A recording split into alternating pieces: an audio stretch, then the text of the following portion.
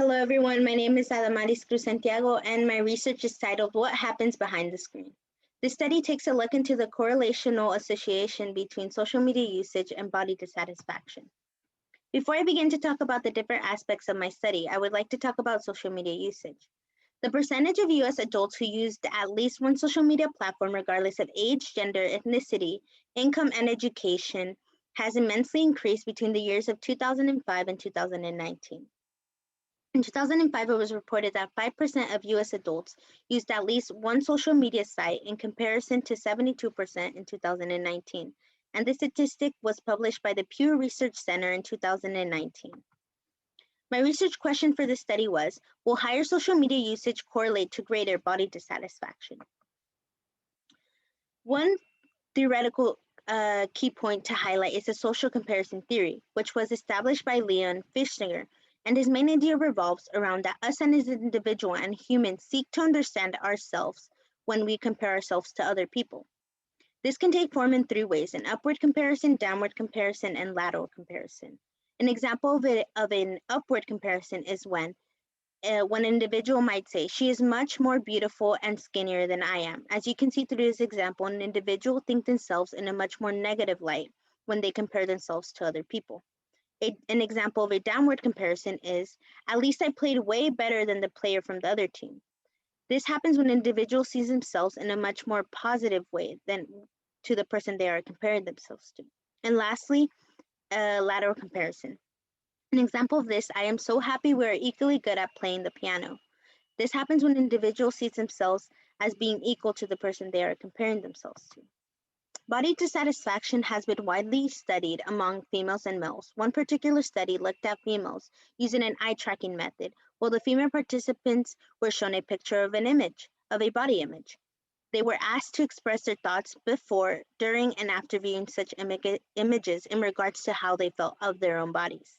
Findings suggested that females placed greater attention to their high anxiety body regions, which consisted of facial, stomach, and leg areas.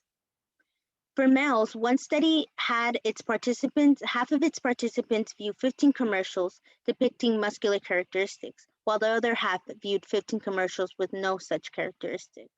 Findings suggested that those exposed to muscular characteristics experience higher levels of body dissatisfaction.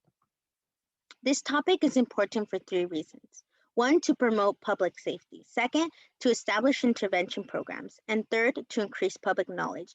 As social media users, we are open to the risk of experiencing the negative mental health effects social media may bring, such as anxiety, depression, suicidal thoughts, and possibly suicide.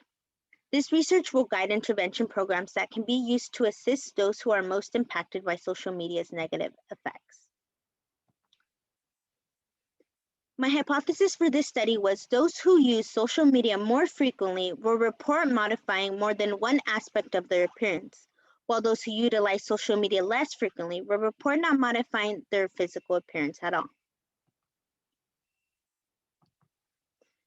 This study was a non-experimental study, rather a correlational study in which 19 students enrolled in a psychology course at CSUMB accessed this self-questionnaire via iLearn. This survey contained both quantitative and qualitative questions. The analysis software used in this study was SPSS, in which the statistical procedure was a Pearson chi-square. Variables in this study consisted of social media usage, in which participants were asked to report their daily social media use.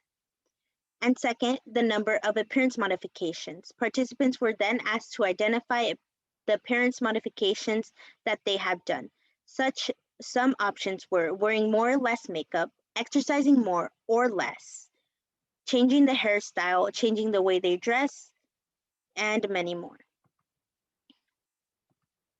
A chi-square test of independence was performed to examine the relationship between social media usage and body appearance modifications. The relationship between these two variables were not significant, as you can see by the p-value.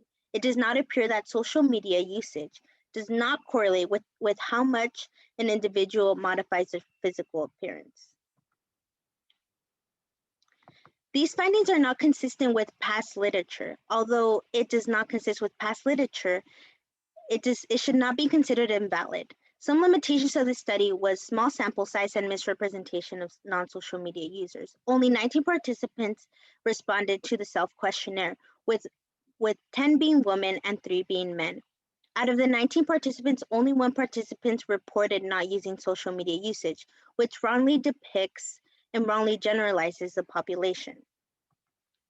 Future research should take these 3 key points with them. An accurate representation of non-social media users, social media's effects on selfie publication, and lastly, effects on body dissatisfaction based on likes, comments, and shares. As we said, accurate representation of non-social media users should be taken into account to get a proper representation of a population, of the more specifically non-social media user population. Social media effects on selfie publication. For example, if an individual posts a selfie on Monday and notices that they are not getting many likes, will that picture be deleted a couple days after? And also, lastly, effects on body dissatisfaction. If an individual posts a picture with their family or a picture of themselves at the beach, will the amount of comments, likes, and shares affect when and how the person will continue to publish their content on Instagram? Thank you so much for listening to my presentation. Here are my references. Thank you.